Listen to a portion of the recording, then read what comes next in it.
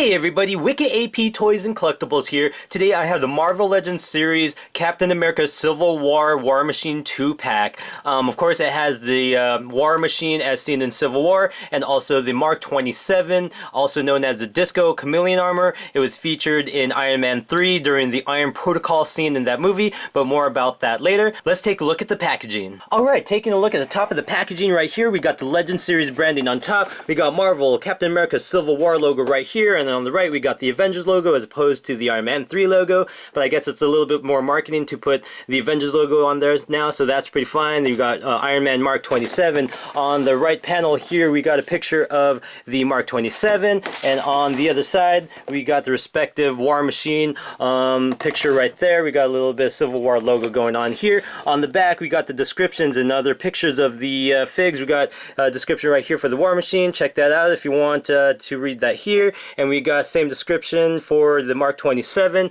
along with a nice picture of it right there. Alright, yeah, let's get this thing open. Alright, yeah, let's take a quicker look at them out of the package here. Yeah, having them both stand next to each other like this, you can see their kind of height differences. They stand really well together in scale. Let's start off here with the War Machine. Yeah, this one's really cool. Like, we got tons of accessories for this guy. He is fully loaded as one would expect War Machine to be. But yeah, let's first take a look at a little bit of the sculpting and molding. It's really awesome. You know, it's really reminiscent of the Mark 1 War Machine, where it was still bulky, where they kind of slimmed it down for the Mark II and the Iron Patriot armor. They were kind of slimmed down and just a little bit more streamlined, but here we are back to the bulky goodness that we expect from War Machine design. Yeah, let's looking down here, he's got like awesome molding for all the weaponry, good detailing down here on the legs. Yeah, let's get straight here with the accessories. Let's see that. Yeah, let's start with the minigun. We got the minigun right here. We got the it's on a swivel and whatnot, and we have another part of the minigun. This one looks like when it's like, you know, still. Yeah, let's stick that in right here where it's still kind of holstered, and then you have the version of it where it's fully deployed and ready to attack right there. So yeah, we're fully armed with the minigun on his shoulder, and on the other side, from the Civil War Captain America movie, we saw War Machine use this baton. I believe this part goes in here like that. That is also, you know, fully holstered, and then when he's at the ready, he pulls out the baton and it's fully deployed and opened up like that with like a nice red glow, so that's really awesome. And yeah, and let's check out these little submachine guns that go on his arms. They are nicely tabbed. It's probably really hard to see here, but the tabs are different, so that helps differentiate which side and where it goes. Let's see, I believe that one goes there and this one goes on the left right there, and they have these little articulation points for I want to say these are probably like clips. Be careful, these do come off really easy, and yeah, they don't really stay on too well, so yeah, be careful of those. But yeah, here we have the War Machine from Civil War Captain America fully loaded. Yeah, and plus he also gets these little fist hands if you want to display them like that. And let's move on over here. Yeah, checking out the Iron Man Mark 27, also known as the Disco armor, and also the Chameleon armor. Tony developed it for, as its namesake says, it was engineered with a stealth cloaking device, an active camo, if you will. I imagine it maybe being something like, you know, with the Predator, where it kind of blends in with its surroundings. And, you know, of course, the Disco name label comes from its, you know, this shiny blue and kind of like this orange color going on. There's a little bit of gold in the joint area right here. Yeah, no, not here on the legs. But yeah, this is pretty much the Mark II War Machine armor that we saw in Age of Ultron,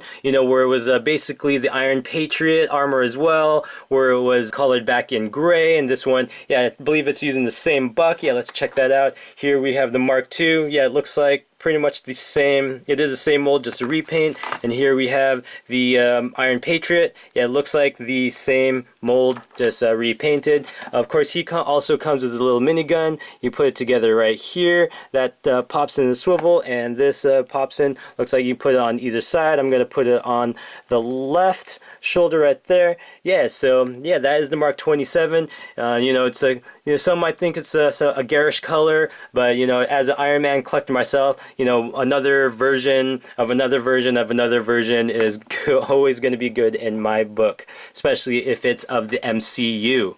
Alright, let's get another quick look at the Mark 27 with the other war machines in the same mold. We got the Iron Patriot and of course the Mark II war machine on the right. Alright, and here's a quick look at the war machine among some of the other war machine that were released. I do want to take a closer look at the different MCU iterations of the war machine that we have been given. Of course, you know, the first one that we've seen was the with the Mark I war machine from Iron Man 2. You know, I really love this one. It really popped off of the screen. It was like this was the war machine in the comics, and you know, imagine in my head this was the war machine. Right here you can see I do have the Rhodey head that comes from the Age of Ultron war machine, but decided to put it on the Mark I because that looks really cool. Let me see, I do have the, here is the Mark I head right there. So yeah, let's give it a shot. Let's pop that on while we're at it. You know, as soon as I saw this design on film, you know, I just really loved the way it looked. It's like, this is the war machine. He looks like Iron Man that came ready to fight. You know, he's got the bulky armor and the armaments. You know, the Mark I even had the Gatling gun with the ammo belt. You know, I'm a little sad that they got rid of the ammo belt, but, you know, I can see how they wanted to streamline the design. You know, this one is big and bulky, and, you know, it's just really, really mean, where, you know, the Age of Ultron and the Iron Patriot Mark II war machine, you know, they kind of slimmed it down, sleeked them down, you know. I was, you know, more or less looks like the war machine, but just kind of like, you know, maybe the iPhone version, the more basic, you know, more minimalist war machine. Yeah, they got rid of the Gatling gun with the ammo belt. You know, it was just overall streamlined. I get what they were going for. It looks nice, but, you know, it just wasn't that beefy, bulky war machine that I'm very fond of. And, you know, of course, having the Civil War one, yeah, it's back to form. Yeah, he's even looks a little beefier than the Mark I. You know, it may just be in the sculpt and the scaling of the figures that they do now, but yeah, look at that big barrel chest and those awesome shoulder pads. Yeah, and like, let's even take a closer look at this fig. Yeah, I would even say he's better engineered than the Tony Stark, you know, the Civil War Tony Stark figure. He's kind of notorious for being stiff as a board. Like, he has a very low range of articulation, but yeah, looking at this, like, yeah, they got those separate piece shoulder pads, so yeah, he's got a pretty good range of motion even in the legs right here. Like, I'm impressed. Like, you know, Rhodey, yeah, whatever Tony did for you, he did a lot better on your armor than he did his own.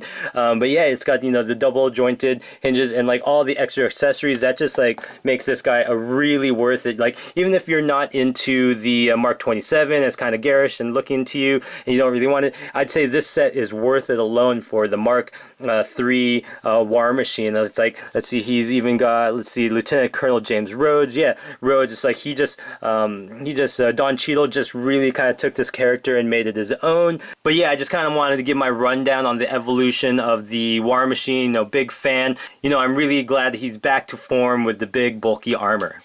Alright, well, that's my review on the Civil War Captain America War Machine 2-pack with the Iron Man Mark 27. You know, me personally, I'm a big Iron Man collector, so of course I had to get this 2-pack for myself, even with the funny, you know, if kind of garish looking Mark 27. I don't know, I'm a fan, I like it. I think it's a really good use of the mold to give us another Iron Man figure. Yeah, and if you're not even into the Mark 27, I would say this 2-pack is worth it alone for the Mark III War Machine. It's really cool. It's back to form, yeah, and I think it's just a really good fig overall. You know, I hope you liked the vid. Like and subscribe, leave comments below. This has been wicketAP Toys and Collectibles. Peace out and check you later.